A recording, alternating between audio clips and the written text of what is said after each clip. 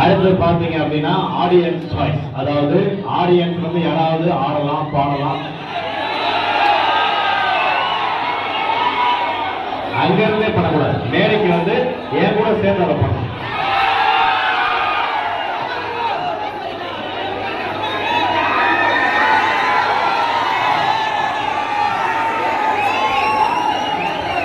என்ன ஒரு பேசி கேட்டா புரிய வந்து நிற்கிறான்.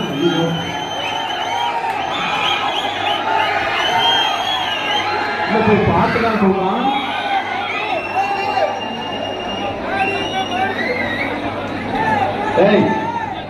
என்ன பண்ணிக்கிட்டு